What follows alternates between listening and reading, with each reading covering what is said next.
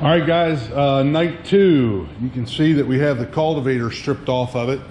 That's about all we got so far. We tried to take that exhaust pipe out of there. As you can see, we broke that off.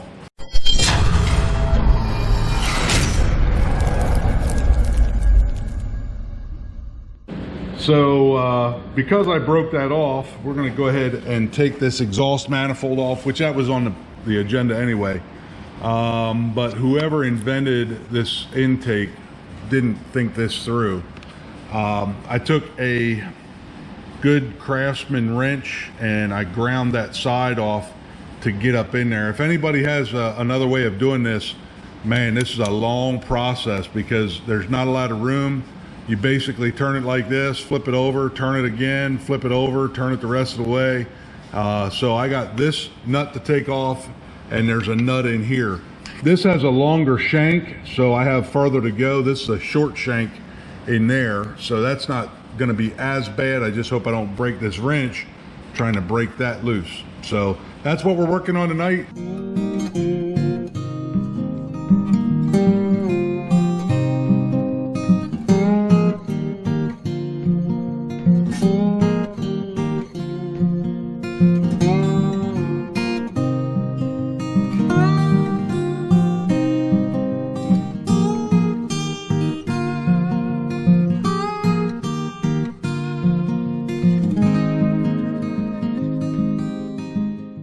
Success. Yeah, one down, one to go.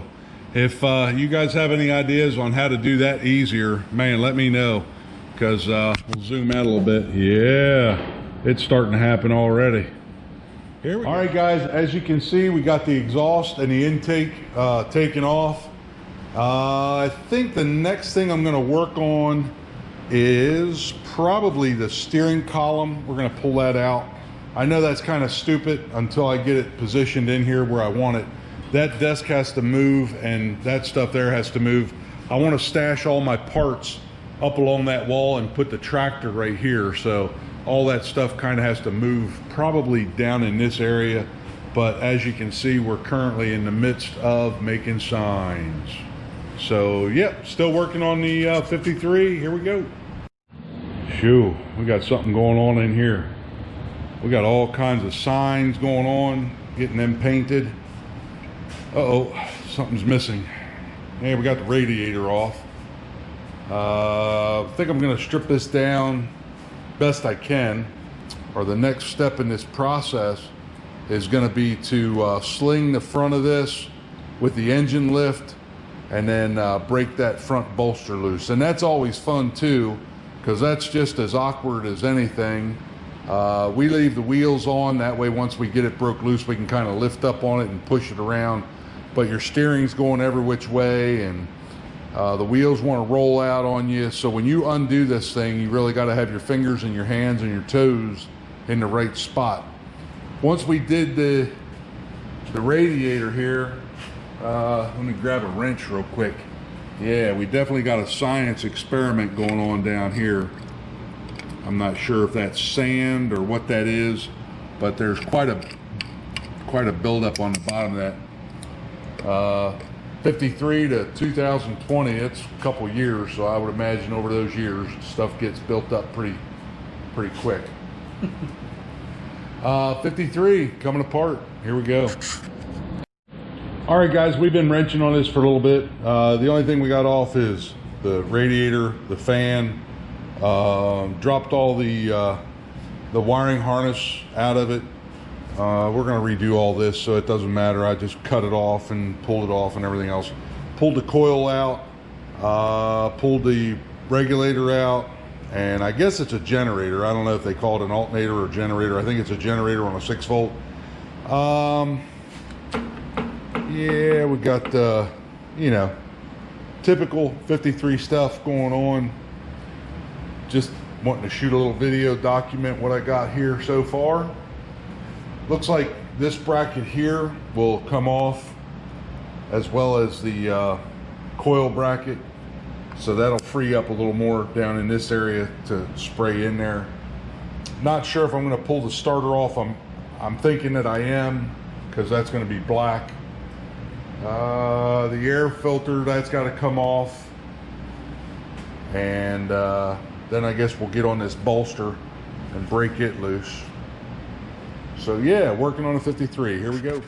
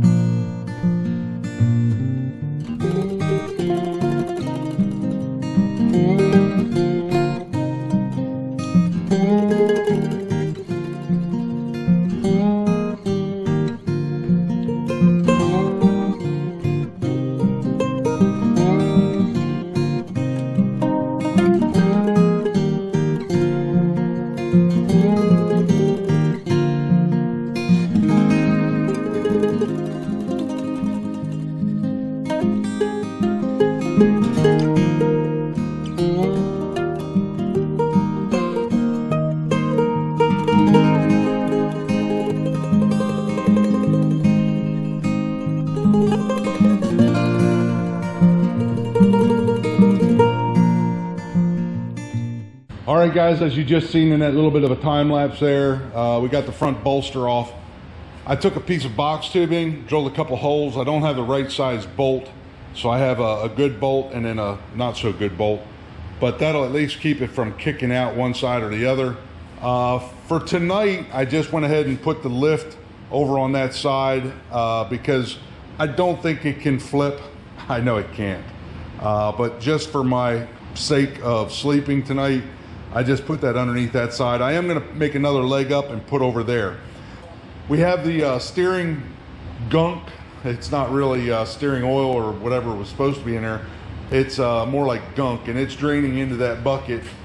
We lost a little bit on the floor here. I'm going to cover that up before I go in the house so the dog don't get into it, because I think it is a little bit of antifreeze there and some of that gunk. Again, I don't think I need it, but I went ahead and put the lift underneath there just so it didn't put a whole lot of pressure on that 5-gallon bucket and make that bucket collapse and get that crappy stuff all over the garage here. So yeah, so the 53 Farmall Cub is now frontless. Welcome back to the disaster zone. Oh, hey, let me show you guys the signs.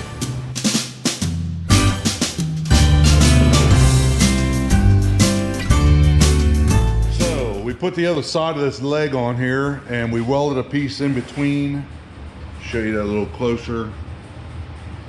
We went to both the bolts here, both the holes, and just one hole there. And that's going to be more than enough to do what I need it to do. If I need to, I can set my floor jack in the middle and jack that up, and then I'll be able to pull that around in the shop. The front bolster, yeah, it's dripping all kinds of nasties out of it, so we got a bucket underneath of it letting it drip. The next step for this is we're going to knock this pin out that holds the actual front to the axle and drop that axle off.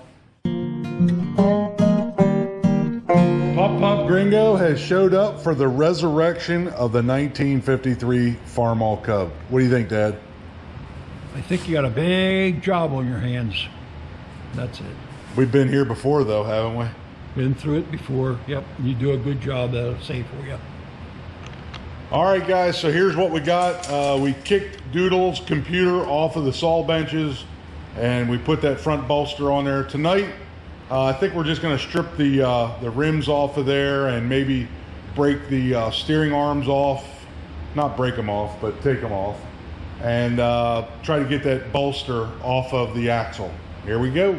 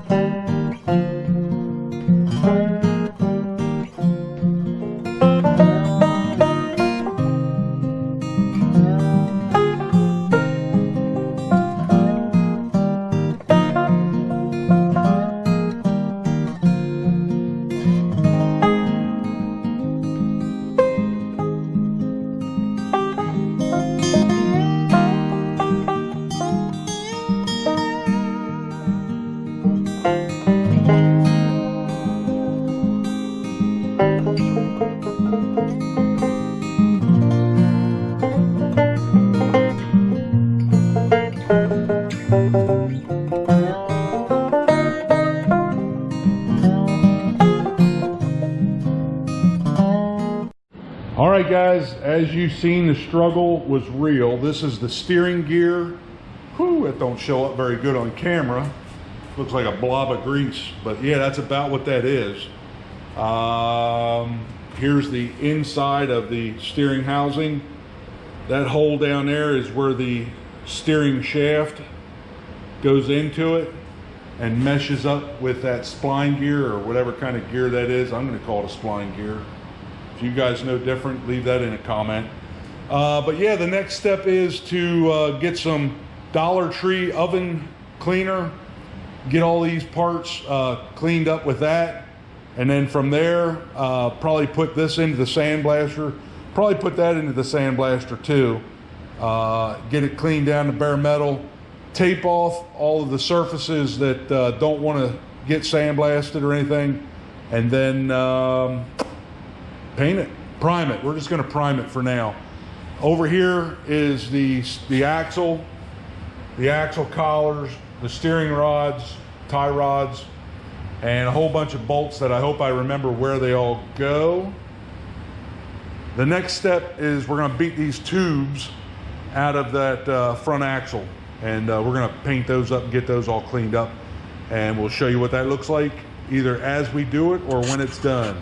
My videos are damn sure not how to do videos. I'm not that good to show you how to do things, but hopefully through my struggles you will see how something comes apart, and maybe that'll help you down the road if you ever buy a 1953 Farmall Cub and want to tear it down and restore it.